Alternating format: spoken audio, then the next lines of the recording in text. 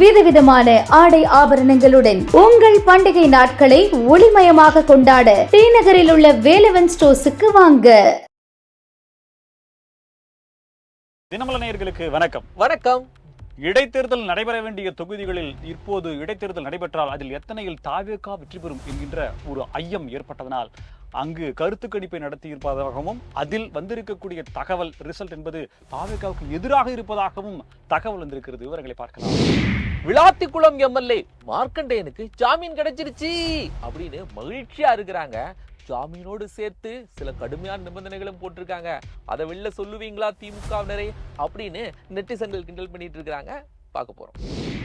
2 MLA எத்தனை சீட்டு அப்படின்னு கேட்கிற மாதிரி 2 அமைச்சர் பதவி கொடுத்தோம், வாரிய தலைவர் பதவி, அமைப்புகள் அந்த இதனுடைய டைரக்டர் பதவி அப்படின்ற மாதிரி கொடுங்க. இதை தாண்டி வழக்கறிஞர் நியமனத்தில் எங்களை புறக்கணிச்சுட்டாங்கப்பா அப்படின்னு சொல்லி காங்கிரஸ் போர்க்குடி தூக்கி இருப்பதாகவும் தங்களுடைய அந்த இயலாமையை தெரிவித்திருப்பதாகவும் சொல்லப்படுகிறது. விவரங்களை பார்க்கலாம். காவிரி நீர் விவகாரத்துல எத்தனை வருஷமாக தான்டா பஞ்சாயத்து பண்ணிட்டு இருப்பீங்க அப்படின்னு சொல்லி தினம் விவாதங்கள் நடைபெற்று இருக்கு. அதுல இதுவரைக்கும் இல்லாத அளவுக்கு இப்போ மூத்த அமைச்சராக இருக்கக்கூடிய நிர்மல் குமார் காவிரி விவகாரம் என்ன தெரியுமா பிரச்சனை, அங்க கர்நாடகாவும் இங்க திமுக குடும்பத்துக்கும் ஒரு டீலிங் இருக்கு அப்படின்னு சொல்லி டீலிங்ல உடைச்சிருக்கிறாரு. பாக்குறோம். கொடுக்கறத வாங்கிட்டு ஓட்ட போட்டு போக வேண்டியதானே.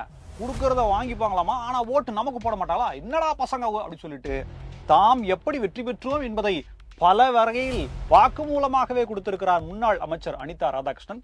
மீண்டும் சர்ச்சையில் சிக்கியிருக்கிறார். அது வழக்கு கைது வரை போகுமா? விவரங்களை பார்க்கலாம். சீமான்னா திரள் நிதியா வாங்கிதான் நாங்க டீ குடிக்கணுமா? டேய் நாங்க யாரு தெரியுமா அப்படின்னு சொல்லிட்டு திரள் நிதிக்கான டீட்டெயில கொடுத்திருக்கிறாரு. பார்ப்போம். இதை பத்தி தான் இன்னைக்கு நாம பார்க்க போறோம். இது சைலைட்ஸ்.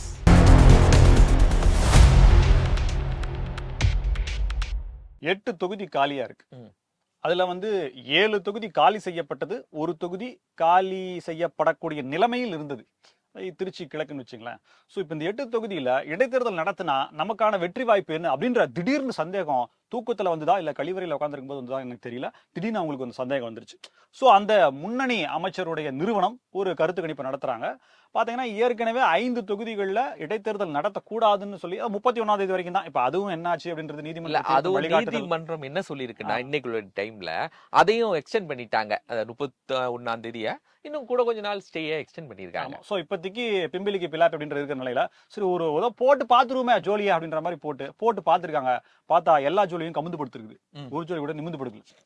அப்புறம் என்னடா அது, என்னப்பா ஜோலியில ஏதாவது பிரச்சனை இருக்கா? இல்ல ஜோலியில பிரச்சனை இல்ல, ஜோலி உருட்டுறவங்க பிரச்சனை அப்படின்ற மாதிரி அந்த வாக்களிக்கும் நபர்களுடைய வெகுமா அந்த அன்பை பெற முடியவில்லை அப்படின்ற மாதிரியான தகவலோ. ஹனிமூன் எத்தனை நாளைக்கு சொல்லுவாங்க? புதுமண தம்பதிகளாக 60 நாட்கள் வளம் வந்து விட்டீரு, இனிமேல் எப்படி உங்களுக்கு ஹனிமூன் பீரியட் 6 மாதம் இருக்குல்ல அப்படின்ற மாதிரி இருந்தாலும் 6 மாதம் கொடுத்தாங்கல்ல ஹனிமூன் அப்படின்ற மாதிரி சொன்னாலும் ஹனிமூன் பீரியட் முடிவதை நோக்கி சென்று கொண்டிருக்கிறது அப்படின்ற மாதிரி பிரச்சனைகள் ஏற்கனவே அமைச்சர்களோட பிரச்சனை அப்படின்லாம் வந்ததுன்னா. ஆனா இந்த 5 தொகுதிகளில் நடத்தினாலும் வெற்றி வாய்ப்பு இல்ல அப்படின்ற மாதிரி இருக்கு. எப்படி இல்ல அப்படின்றது அதுக்குள்ளதான் ஒரு அரசியல் இருக்கு. என்ன அப்படின்னா இந்த 5 தொகுதிகளும் ஏற்கனவே இருந்தாங்க பாத்தீங்களா, அவங்களுக்கு சீட்டு கொடுத்தா வெற்றி வாய்ப்பு இல்ல. ஓகே, சீட்டு கொடுக்காததுக்கு என்னென்ன உருட்டுறாங்க பாத்தீங்களா. உனக்கு சீட்டு இல்ல போலாம் அப்படின்னு சொன்னா போயிருவாங்களா?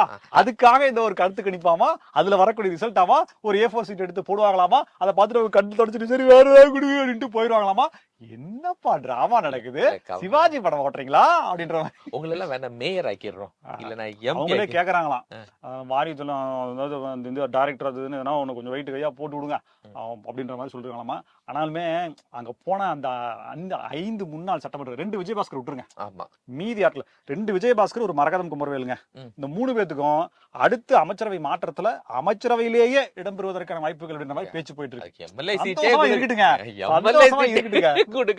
இருக்குங்க அது வரைக்கும் சந்தோஷம் எனக்கு இருக்குல்ல. கரூரும் அப்புறம் எங்க புதுக்கோட்டை விராலிமலையும் சந்தோஷமா இருப்பாங்க. சோனாப்பானா நம்ம குன்றா அப்படின்ற மாதிரி இருப்பாங்க. அப்புறம் அப்படின்றவங்க கொடுக்கலானா அவருடைய பேச்சுக்கள் வெளிப்பட்டு வரும் நிலையில சரி இவங்க 3 பேருக்கு அமைச்சரவையில இருக்கு அப்படின்ற மாதிரி சொல்லிட்டு மீதியெல்லாம் நாங்க தான் முதல்ல வந்தோம் எங்களுக்கே இப்படி அப்படின்ற மாதிரி கேட்டோன்னே. ஸோ இதுக்கு இந்த மாதிரியான காரணத்தை சொல்றாங்க. இப்ப இவங்களுடைய ஆட்கள் அதிமுக இருப்பாங்க இல்லையா, அவங்கள்ட்ட வெளிப்படையா போனை போட்டு பேசுறாங்களா, தப்பு பண்ணிட்டேங்க, அமைச்சர் பதவிக்கு ஆசைப்பட்டு அவசரப்பட்டு ஓடி வந்தோம், வந்திருக்க கூடாது, இங்க யாரும் பார்த்து பேசவே முடியல. இல்ல அது என்ன காரணம் தெரியுமா? நீங்க எல்லாம் வந்துறாங்க, வந்தா எங்களுக்கு இன்னும் காம்படிஷனா இருக்கும், நாங்கெல்லாம் வாங்கி இன்னைக்கு போய் ராஜேஷ் சேர்ந்திருக்காரு. ஆமா ராஜ் இப்போ கொஞ்ச நேரத்துக்கு முன்னாடி போய் அவர் சேர்ந்திருக்காரு. என்னென்ன தலைமை அலுவலகம் தாக்கப்பட்ட போது அப்படியே இரும்பு அரணாக நின்று காத்தாயே, இப்பொழுது விட்டு விட்டு சென்று விட்டாயே அப்படின்ற மாதிரி கேக்குறாங்க. சோ எடப்பாடியை காத்த ஒரு போர் வீரன் அங்கிருந்து சென்றுவா மகனேன்னு அனுப்பிச்சு விட்டுருக்காங்க. என்ன நடக்குன்றது தெரியல. எஸ்பி வேலுமணி வேற கொடுத்ததெல்லாம் நல்லா வாங்க முடியாது, எனக்கு கல்லாட்டாரை அழிச்சிட்டு முதல்ல இருந்து போடுங்க புரோட்டா சொல்லி மாதிரி பேசுறாரு. எங்க அதிமுகலயே தாவேக்கலையா? அதிமுகல கொடுத்த பதவிய ஓகே அதிமுக துணை பொதுச் செயலாளர் அப்படின்ற மாதிரி வந்தது இல்லையா, அதெல்லாம் முடிங்க. பக்கத்துல பார்த்தா அப்படியே கேமரா டக்குன்னு கீழே அப்படி பார்த்தா அந்த சிவி சண்முகம் ஐயா நிக்கிறார்.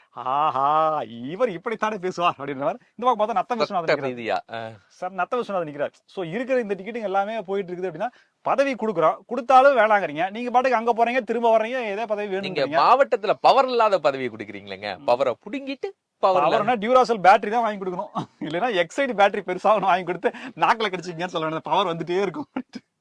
என்னன்னு தெரியல.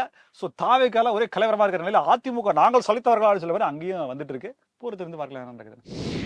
கர்நாடகா தண்ணி தர மாட்டேங்குது, மேகதாதுல டேம் கட்டிடுவாங்க, தண்ணி விடாத, மழை வந்துட்டு இருக்குதுங்க, நாங்க வச்சுக்கிறோம், தண்ணி தர மாட்டோம், நீங்களும் வந்துடாதீங்க, வாங்க வராதீங்க அப்படின்னு அங்க ஒரு கேம் போயிட்டு இருக்கு. இங்க தமிழ்நாட்டுல இது வச்சு திமுக ஒரு கேம் பண்ணுது, அதிமுக ஒரு கேம் பண்ணுது, தாவேக்காவும் ஒரு சிஜேபியை வச்சு ஒரு வாரம் 10 நாள் ஓட்டலான்னு பார்த்தோம், அதையும் முடிச்சு விட்டீங்க. இப்ப காவேரி வச்சு ஏதோ ஒரு நாள் ஒரு அட்லீஸ்ட் ஒரு 5 நாளாவது ஓட்டலான்னு பார்த்தா வருண பகவான் அதுக்கும் இடம் மழையும் போட்டாரு. என்ன இப்படி இருந்தா எப்படி நான் அரசியல் பண்றது? அதனால எப்படி 3 வேளை சோறு சாப்பிடுறது? முல்லா முடிஞ்சு போச்சு. நம்ம என்ன அரசியல் பண்ண, திமுக என்ன பண்ணாங்க, நாங்க டைரக்டா சுப்ரீம் கோர்ட்ல என்ன பண்றோம், ஒரு மனு தாக்கல் பண்ண போறோம்னு சொல்லிட்டு அங்க போய் ஒரு பெட்டிஷனை போட்டாங்க. பெட்டிஷன்ல என்ன பிரேயர் வைக்கிறாங்கன்னு தெரியல, மேகதாதுல டேம் கட்டு சம்பந்தமா போறாங்களா இல்ல தண்ணியை விடுங்கன்னு சொல்லி போறாங்களா, அங்கதான் தண்ணி வந்து இல்ல அங்க இருக்கிற கேண்டீன்ல பஜ்ஜி சுஜி வாங்கி சாப்பிட்டு வர போறாங்களா? வானிலை அறிக்கை தெரிந்தவுடன் அங்க சுப்ரீம் கோர்ட்டுக்கு பெட்டிஷன் போட்டாங்க. இங்க அங்க மழை பெய்யுதுன்னு தெரிந்த பிறகு எடப்பாடி பழனிசாமியும் 25,000 ரூபாய் ஒவ்வொரு விவசாயிகளுக்கும் நீங்க கொடுக்கணும் அப்படின்னு சொல்லிட்டு அவர் ஒரு அறிக்கை கொடுக்கிறாரு. இதெல்லாம் தாண்டி தாவேக்காவின் மூத்த அமைச்சர் திரு நிர்மல் குமார் ஒரு விஷயம் சொல்லியிருக்காரு பாருங்க. இதுவரைக்கும் கர்நாடகாவுக்கும் தமிழ்நாட்டுக்கும் தானே தண்ணி சண்டை நடந்துட்டு இருந்தீங்க, அது இல்லை, இங்கே திமுகவுடைய முதல் குடும்பத்திற்கும் கர்நாடகாவினுடைய அவர்களுக்கும் நட்பு ரீதியாக குடும்ப ரீதியாக நட்பு இருக்கிறது, பண பிசினஸ் இதெல்லாம் நிறைய நடக்குது. சோ அதனாலதான் டி.கே. சிவகுமார் சொன்ன செய்தி எங்க அரசுக்கு வர்றதுக்கு முன்னாடி திமுக தலைவருக்கு தெரியுது. திமுக தலைவர் என்ன சொல்றாரு, நீங்க போயிடக்கூடாது அப்படிங்கிறாரு. டீலிங் எங்க நடக்குது பாத்துங்க, ஆபத்தானவர்கள் திமுகவினர் அப்படின்னு சொல்லிட்டு, அப்படி இதுவரைக்கும் காவிரி விவகாரத்துல இப்படி ஒரு கண்டென்ட் போட்டது கிடையாது எந்த கட்சிகளும். முதலாக நிர்மல்குமார் திமுக மேல மொத்த கம்ப்ளைண்ட். காவேரி இருக்கும் வரை, காவேரியில் கடைசி சொட்டு தண்ணீர் வரும் வரை, கச்சத்தீவு கடைசி மில்லிமீட்டர் நிலம் கடலில் மூழ்கும் வரை திமுகவை யாராலும் அழிக்க முடியாது. கண்டென்ட் எப்படி? 2 அமைச்சர் பதவிங்க, தலைகள் நின்று தண்ணி குடிச்சாலும் சரி, இல்ல தலைகள் நின்று என்ன பண்ணாலும் சரி, கிடைக்கவே கிடைக்காது, வாய்ப்பே இல்லை. ஆனா கிடைச்சிருக்குது. அதுக்கு மேலயும் என்ன நீங்க அப்படின்ற மாதிரி இவங்க பொங்குறாங்க. இதெல்லாம் நியாயமா? இதே திமுகவோ அதிமுகவோ அமைஞ்சிருந்து அந்த கூட்டத்தில் நீங்க இருந்தீங்கன்னா நீங்க அமைச்சர் பதவி கேட்க முடியுமா? வாரியத்துல கிடைக்குமா? இல்ல கேட்க முடியும். கேட்டா உங்களை வைப்பாங்களா, சும்மா விடுவாங்களா அப்படின்ற மாதிரி கேக்குறாங்க. அப்படியே வந்து அது என்னது, காங்கிரஸ் தலைமை அலுவலகம் என்ன அல்லலகல்ல பட்டு போகும் பாத்துக்க. என்னப்பா தலைவர் பதவி ஒண்ணு வச்சா ஆளாளுக்கு அமைச்சர் பதவி அந்த அளவுக்கு உங்களுக்கு ஆயிப்போச்சு. தலைவர் கருணாநிதி நீங்க கேட்பீங்களா?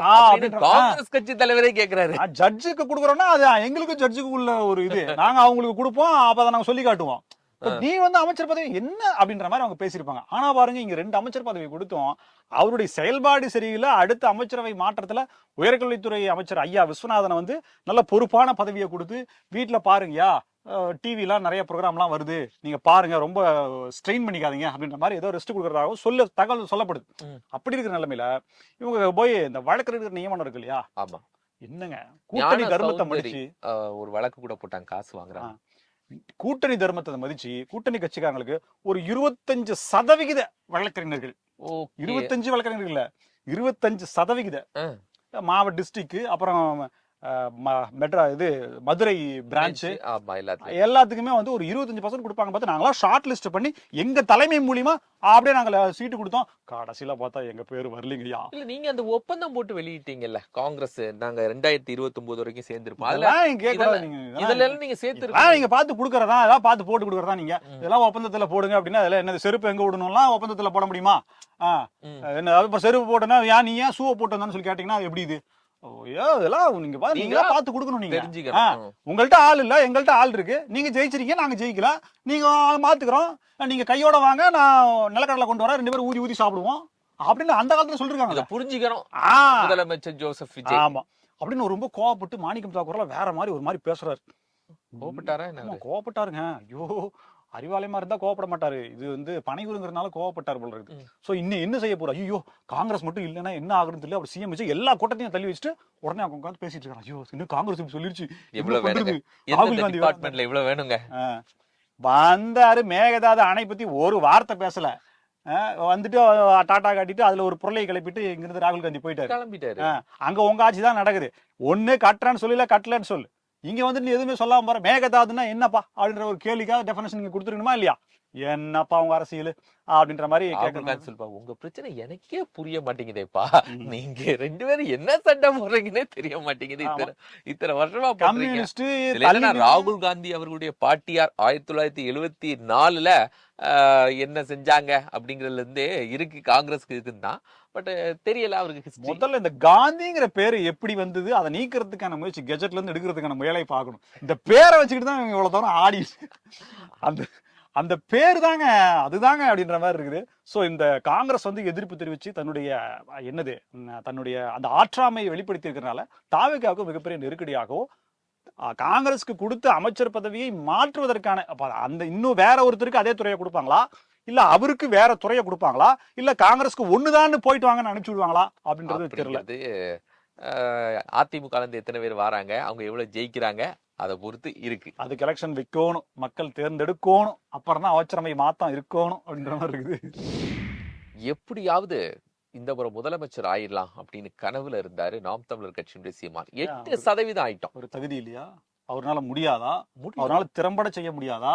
இல்ல அண்டை மாநிலங்களோட போட்டி போட முடியாதா? இல்ல அவர்கிட்ட என்ன இல்ல இருந்துச்சு, அந்த வேகம் இருந்துச்சு.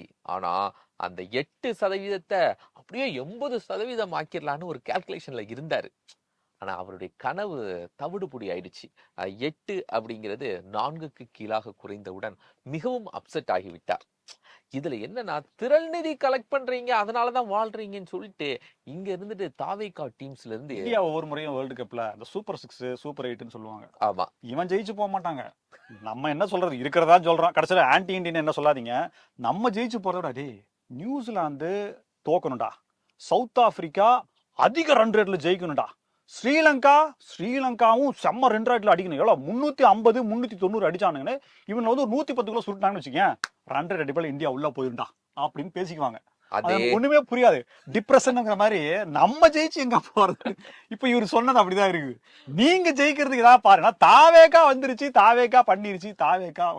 இது என்னன்னா, இதுவரைக்கும் திமுக இவர்களை திரள் நிதின்னு சொல்லும் போது கூட கவலைப்படாமல் தமிழ் வெல்லும் அப்படின்னு சொல்லிட்டு இருந்தவரு. கேள்வி வந்த உடனே அவர் இதுக்கான பதில் சொல்ல பாத்தீங்களா? அதுக்குன்னு ஒரு கூட்டத்தை பல்லாவரத்துல ரெடி பண்ணி போட்டு அந்த மைக்க போட்டு எல்லா பேட்டிகளும் இருக்கும். இது கட் பண்ணாம போனோம். ஐயா, நீங்க பேசுறது எதையுமே நாங்க கட் பண்ண மாட்டோம், நீங்களா கட் பண்ணது இல்லன்னு சொன்னாதான் உண்டு அப்படின்னு சொல்லி பத்திரிகை எல்லாம் நினைச்சிட்டாங்க. கட் பண்ணாம போடணும்னு சொல்லி இன்னமும் அதுல வந்து தவறான சொல்ல மாதிரி அவரு சொல்லிட்டு அப்புறமா சொல்றாரு, திரள் நிதிக்கு தான் வந்து திரள் நிதியை வாங்கி சாவியை கொண்டு வந்து ஃபுல் பெட்ரோலை போட்டு, டீசலா பெட்ரோலாங்க மெர்சிடிஸ் பென்ஸ் பெட்ரோலா, பெட்ரோல் ஃபுல் பெட்ரோலை போட்டு வந்து கொண்டு சாவியை போட்டு விட்டுட்டு டாடா கட்டு போயிட்டாருங்க. அதை எடுத்து எப்படி ஓட்டுறது, 4 வீலு எங்க எப்படி இருக்குது என்ன ஒண்ணு தெரியாம நான் சுத்தி வந்தேன்னா பாத்துங்களேன் அப்படின்னு சொல்றாரு. அப்படிப்பட்ட சீமான் அவர்கள் தமிழுக்காக உழைத்து கொண்டிருக்கிறார். தமிழ் வெல்ல வேண்டும் அப்படின்னு இருக்காரு. மேடையில பேசும்போது சொல்றாரு, நடிகனுக்கும் தலைவனுக்கும் வித்தியாசம் தெரியாத அவர்கள்னு மக்களை திட்ட ஆரம்பிச்சிட்டாரு. ஐயா படமே நடிக்கல. ஐயா வந்து உஸ்பெகிஸ்தான்ல சமஸ்கிருதத்துல ஒரு படம் வந்துச்சு, அந்த படத்துல நடிச்சிருக்காரு. படம் டைரக்ட்லாம் பண்ணவே இல்ல. Jurassic park assistant director. Tamil Nadu அரசியல் தெரியல, தமிழ்நாட்டினுடைய முதலமைச்சர்களா யாரெல்லாம் இருந்தாங்க, எந்த துறையில இருந்து வந்தாங்க, நீங்க எந்த நம்பிக்கையில இங்க வந்தீங்க, நீங்களே அங்க இருந்ததுனால இந்த மக்கள் ஏற்றுக்கொள்வார்கள். என்னைக்கு தாய்மாம சீர் சுமந்து வாராண்டி அவன் தங்க பரிசு ஒண்ணு தாராண்டின்னு பாட்டை போட்டு அனிதா ராதாகிருஷ்ணன் ஸ்லோ மோஷன் ரன்னிங்க போட்டாங்களோ அப்பவே ஆயிப்போச்சு. அதுக்கு அவர் கூட ரியாக்ஷன்லாம் இருக்க இன்னைக்கு ட்ரெண்டிங்ல போயிட்டு இருக்கு. அதுக்கு பார்த்தா அனிதா ராதாகிருஷ்ணன் ட்ரெண்ட் ஆயிட்டாரு. அது வரைக்கும் இப்ப வந்து முன்ன விட இப்ப வந்து கூட்டமா சீமானுடைய கூட்டங்களுக்கு எல்லாம், ஏன்னா கண்டென்ட் டிஎம்கே தவிர அதிகமா தரது இவர்தானாமா. இப்ப இந்த கூட்டத்துல பேசுறாரு பாத்தீங்களா, இதுக்கு முன்னாடி பேசின ஒரு 5 கூட்டத்தோட கிளிப் எடுத்து போட்டீங்கன்னு வச்சுங்களேன், அப்படியே கான்ட்ரவர்சியா இருக்கும். டக்குனு இங்க ஒரு பாக்ஸ், டக்குனு இங்க ஒரு பாக்ஸ் போட்டா மில்லியன்ல போயிடுதாமா. ஒரு மாசத்துக்கு உட்காந்து சாப்பிடலாம் பாத்தீங்களா ஒரு வீடியோல. இது ஒரு பக்கம். நைனா நாகேந்திரன் இப்ப சேர்ந்துக்கிறாரு. மாமன் மச்சான். நீ மாமன் சொல்றதும் இவர் மச்சான்னு சொல்றதும் என்ன நடக்குதுன்னே தெரியல. இப்போ இவங்களுக்கு அந்த மெர்சிடிஸ் பென்ஸ் வித்து திறநிதி வாங்காம கட்சி நடத்துறது அப்படின்னு கேட்டுருவாங்க. நம்ம கேட்க முடியாது, நமக்கு அதுக்கு சம்பந்தம் இல்ல. ஆடிட்டிங்ல சிக்கல் வரும் அப்படிங்கறதுனால அது செய்யாம இருப்பாரு. இப்ப அவருக்கு ஆடியன்ஸ் அப்படின்னு பார்த்தா நாம் தமிழர் அது என்னமோ தெரியல. இந்த அரசியல் இருக்கிறவங்க எல்லாம் வந்து மத்தவங்க எல்லாம் கொண்டு வந்து கொடுத்துட்டு போறாங்க. நம்ம கேட்டு அழுது புரண்டா கூட ஒட்ட மாட்டேங்குதுங்க. நீங்க யாரையோ குறி வச்சு சொல்றீங்க. அதெல்லாம் ஒண்ணும் இல்லைங்க. பாருங்க, இப்ப நம்ம முன்னாள் முதலமைச்சர் எடுத்துங்க, 10,000 ரூபாய் வச்சிருக்காரு. அவர் பல நாடுகளுக்கு பல நாட்கள் சுற்றுலா போறாரு. அவர் பேரன் பெரிய பட்டம் வாங்குறாப்புல, அங்க போய் உட்காந்து அது என்ன பட்டம் என்ன கோர்ஸ்ன்றது இந்த தகவல் என்னன்னு தெரியல, அது வாங்குறாரு. அதுக்கு 100 கோடி ரூபாயில அவர் வந்து படம் எடுக்கிறாரு. பெரிய விஷயமா இருந்தா தானே டீ கோட் பண்ண முடியும். அது எந்த காலேஜ் என்ன கோர்ஸ் அங்க படிச்சா என்ன வேலை கிடைக்கும் அப்படின்லாம் யாருக்குமே தெரியல. இதுல என்னன்னா சீமான் அவர்களுக்கான ஆடியன்ஸ் அப்படின்னு பார்த்தா இப்ப திமுக ஆடியன்ஸ் மாறிட்டாங்க. யாரு இப்ப திமுக எல்லாம் சீமான் அடிக்கிறது இல்ல, அப்படியே அதிமுக ஆடியன்ஸ் காது துடிக்குது பாரு நம்ம பயல அப்படின்ற மாதிரி ஆயிப்போச்சு. பாஜக ஆடியன்ஸ் அப்படின்னு சொல்லி இப்ப அவருக்கு ஆடியன்ஷிப் இருக்குல்ல யூடியூப்ல மட்டும் நீங்க கட்சி நடத்துறீங்களா, யூடியூப் வெற்றிகரமான யூடியூப் சேனல் நடத்துவது எப்படின்ற பயிற்சி பள்ளி வச்சிருக்கீங்களா அப்படின்னு கேட்க வேண்டியது இருக்கிறது. நான் ஜெயிலுக்கு போறேன் நானும் ரவுடிதான் அப்படின்னு சொல்ற மாதிரி அனிதா ராதாகிருஷ்ணன் வாண்டடா வந்து வண்டியில ஏறுவார் போல இருக்குது. எங்க பொதுக்கூட்டம் போட்டாலும் அவருக்குள்ள சிவாஜி கிருஷ்ணமூர்த்தியினுடைய ஆவி புகுந்துருது போல இருக்கு. என்ன கெட்ட வார்த்தை பேசுறது இல்ல, மத்தபடி போட்டு தாக்குன்னு தாக்குறாரு பாத்துங்க. அப்படிதான் சொன்னா கூட எங்க ஊர்ல நாங்க சாதாரணமா பேசிக்கிறது, எங்க பேச்சு வழக்குல அப்படிதான்ல அப்படின்ற மாதிரி அவர் சொல்லி விட்டுறாரு போல இருக்குது. ஏன்னா என்ன அப்படி சொல்லிட்டு பூத்து வாரியா ஒவ்வொரு பூத்துலயும் எவ்வளவு வாக்கு வந்துச்சு, அந்த பூத்தினுடைய நிர்வாகி யாரு, ஏன் வாக்கு குறைஞ்சிச்சு, மத்தவங்க வாங்கின ஓட்டு அவனுக்கு ஏன் அவ்வளவு ஓட்டு போச்சுன்னு சொல்லிட்டு எல்லாத்தையும் கேள்வி கேட்டுருக்காரு. குடுக்கறதெல்லாம் கொடுத்தோம், போய் பார்த்து தான் வந்தோம், அவங்க போடல சார் சொன்னாங்க. ஏன் போடல, அப்ப அதுக்கிட்ட வாங்கினால போடணும்ல அப்படின்னு சொல்லியிருக்காப்ல. சோ இதுல இருந்து திமுக எப்படி வாக்கை வாங்கியது அப்படின்னு ஒப்புதல் வாக்குமூலத்தை கொடுத்திருக்காரு. இப்ப இதுக்கு தாவேகா என்ன பண்ண போகுது, சட்ட ரீதியான ஜனநாயக ரீதியான அரசியல் ரீதியான திமுகவினுடைய அடிநாதமான இந்திய அரசியல் அமைப்பு என்ன சொல்லுது அப்படின்ற கேள்விய கேட்டிருக்காங்க. இப்ப அனிதா ஏன் தெரியுமா இவ்வளவு லைம் லைட்டுக்குள்ள வராரு? மார்க்கண்டையன் எல்லாம் எங்க வேற கட்சியில இருந்து வந்தவர், நானும் அப்படித்தான் இருந்தாலும் நான் சீனியர்ல என்னெல்லாம் ஒண்ணுமே பண்ணல. ஜெயலலிதா இருக்கும்போதே வந்து ஐயா நீங்க தான் நெஞ்சு வலிட்டு ஓடிடுறீங்க, அப்புறம் எப்படி உங்களுக்கு மரியாதை பண்றது? ஓடாம இருந்தா உங்களுக்கு தான் மரியாதை பண்ணுவாங்க. அவருக்கு ஏன் என்ன தெரியுமா லைம் லைட்டுக்குள்ள வந்திருக்காரு, ஒரு பெரிய ஐடி விங்கே வச்சிருக்காரு. இப்போ பெரிய டீம், எலெக்ஷனோட பெரிய ஐடி டீம் வச்சிருக்காரு. அது மெயின் விஷயமே நினைச்சுக்காரு தம்பி 13 வருஷத்துக்கு முன்னாடியே நான் இதெல்லாம் பண்ணிட்டேன், கொஞ்சம் அமைதியா 5 வருஷம் அப்படின்னு சொல்லி அவர் மைண்ட் வாய்ஸ். கட்சியில தேர்தல் தோல்விக்கு பிறகு கட்சியுடைய தலைமை அப்புறம் நிர்வாகிகள் எல்லாம் மாற்ற வரும்போது அதுல முக்கியமான பொறுப்பை பிடிக்கணும்.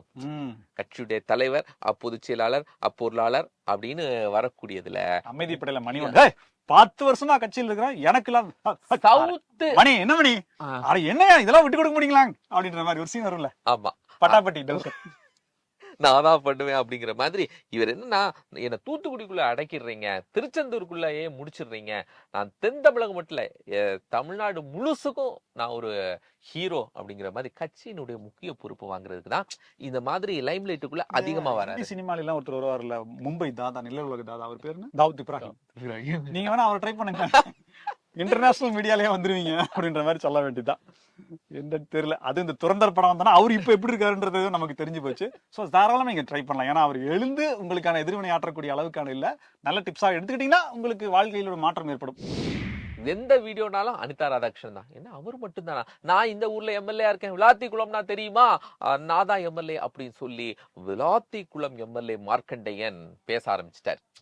வீடியோ எல்லாம் பறகுது, என்னமோ தெரியல தூத்துக்குடியை செட்டிலைஸ் பண்ணியே ட்ரெண்டிங் வீடியோஸ் எல்லாம் வந்து அவரு உள்ள போய் அவருக்கு ஒன்னும் பெருமை கிடைக்கல, அவர் பையன் கொடுத்த இன்டர்வியூ தான் வேற லெவல்ல ரீச். அதே மாதிரி இந்த பாய்ஸ் கொஞ்சம் வீடியோ பண்ணிட்டாங்க. பிரிட்டிஷ் பார்லிமெண்ட் இந்த 30 வருடங்களாக திராவிட கட்சிகள் ஒரு படிப்பறிவை, பட்டறிவை, ஆங்கில அறிவை அடுத்த தலைமுறைக்கு ஜென்சி வரைக்கும் எப்படி தெளிவா கொண்டு போய் கொடுத்துருக்குன்றதுக்கு அவர் ஒருவரே சாட்சி. என்ன பிரிட்டிஷ் பார்லிமெண்ட், என்ன பிரிட்டிஷ் இங்கிலீஷ் தெரியுங்களா? அரசி, பிரிட்டிஷ் அரசி மட்டும்தான் அவங்க பதில் சொல்ல முடியும். அந்த அளவுக்கு ஒரு லக்ஸரியஸ் ராயல் ஸ்பீச் அது. அந்த ஸ்பீச்சை கிண்டல் பண்ணி சிலர் போட்டிருக்காங்க சமூக வலைதளத்துல.